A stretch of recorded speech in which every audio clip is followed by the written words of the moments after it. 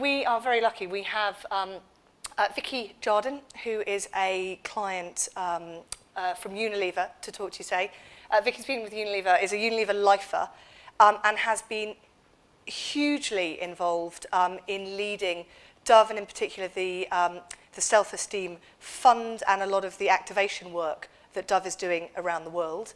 And in the brilliant disruptive fashion, she's not going to talk about Dove at all, because in her words, that would be far too easy to do. So she's going to talk about something completely different. Vicki. Oh, and if you want to click, sorry, I stole your clicker. Hi, so I'm Vicki Sjardin from Dove, and I've been asked to give the client perspective, not on women in marketing. I'm pleased to say I am a woman, I'm in marketing, and Dove has a lot of women, both client side as well as agency, but marketing to women. And what I wanted to share with you was my kind of, I guess, checklist on what I look for when I see work presented to me as a client, as to whether I think there's something in that work that has the potential to work for the brand and work globally. So I think the first thing I would say on the checklist is instinctively you need to get a sense of, does this idea hold true to the brand? Is it cognizant with your brand's belief? Is it true to your brand values? And is it something the brand can authentically and credibly say? Because if the answer is no to that first question, move on. I think the second thing is, will this resonate with my audience? So when you think about marketing to women, that's very different to seeing women in advertising. So will this work depending on what my audience has been identified of, as with women from Delhi to Jakarta to Birmingham to Vancouver?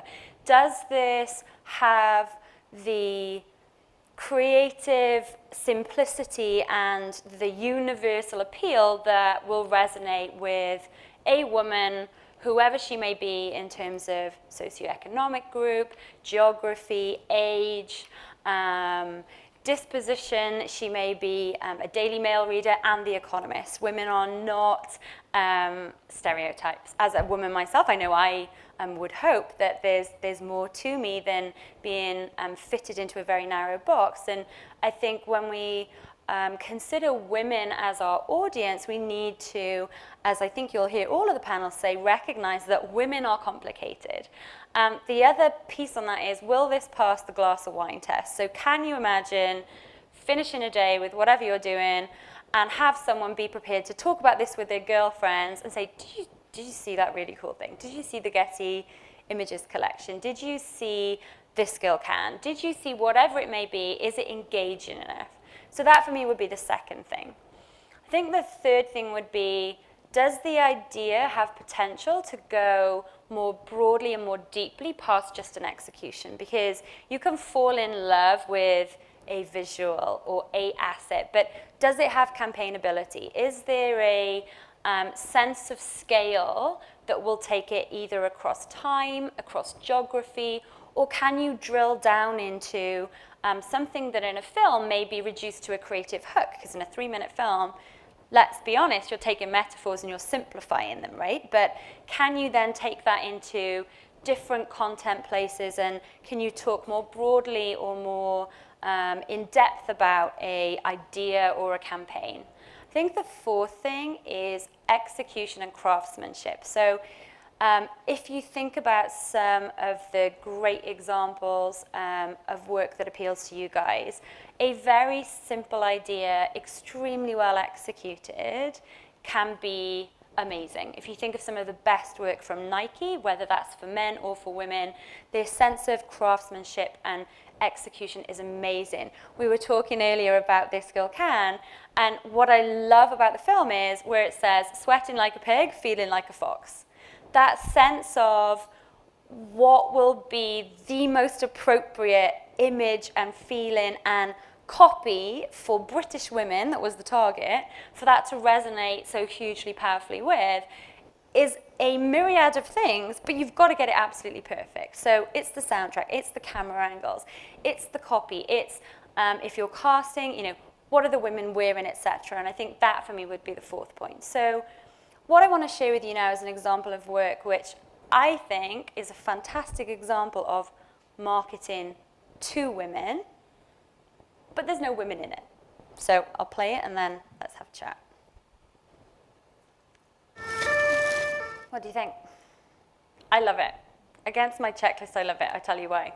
So first of all, if you think about the business context, instant coffee in the UK, decline in market, it's all about the capsules, it's all about George Clooney.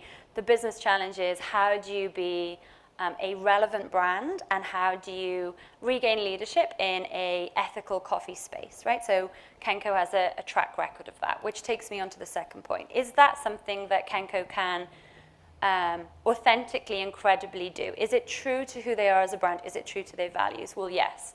Kenko were the first brand to come with EcoCert, Fair Trade. They were the first brand actually to show a woman as a coffee farm owner. There are many firsts for them in that space. So it does feel something authentic and true to who Kenko is as a brand. Does it appeal to the audience? Well, if you think about women, coffee drinkers, the many situations you could portray, what's engaging and what resonates here is everyone wants young people to do well, right? You want young people to fulfill their potential. You do not want bad things based on circumstance or some of the issues that in Kenko's market, so this was Honduras, hold them back. The way that the campaign has been shot in terms of the engagement with the soundtrack, with the overall kind of cinematography of the film makes it really engaging to women, and I guess to men as well. So point number two, I think that works really well. In terms of campaignability, this was an awareness piece that drove huge engagement with their overall campaign. So I'd encourage you to go and have a look, but if you engage with the campaign, there is many content pieces around the program itself, there's many films, and the project and the program they have in place has got a broad campaignability in terms of the kinds of messages and the kinds of content they can put out with that, which I really like about it as well. And fourth, in terms of execution and craftsmanship, when someone goes, I've got a board, you're like, okay, tell me the idea. It's about gangs, okay? It's about gangs and coffee, and we're going to go to Honduras, and we're going to go to these neighborhoods, and we're going to shoot this stuff, and you kind of go, oh my God. And who exactly are you suggesting flies to that shoot? Having the right partners, so whether that be the right foundations to work with who understand the situation you're going in, who can find the kinds of young people to talk with and to showcase, whether it's documentary filmmakers who have an aesthetic and a means of storytelling that would lend itself to something that's not an easy construct as an idea, right? It's quite difficult if you think creatively how you bring that to life in a very credible and real way. So I think for that reason it works as well. So those would be the things that as a client I personally would be looking for, whether that be for Dove work or any work I'm involved in. And similar to the rest of the panel, we were asked to kind of leave you guys with one thought as to what to consider when marketing to women, and for me it would be this. I don't think it matters whether you come with glossy boards, whether you've mapped your user journey, whether you've kind of got the best jazz hands of an idea on paper. I think that regardless of who you're communicating to, if there's a nub of an idea somewhere in there, and it may be a choice of word, it may be a good sketch or a bad sketch of a door or a child with a gang's image on their back.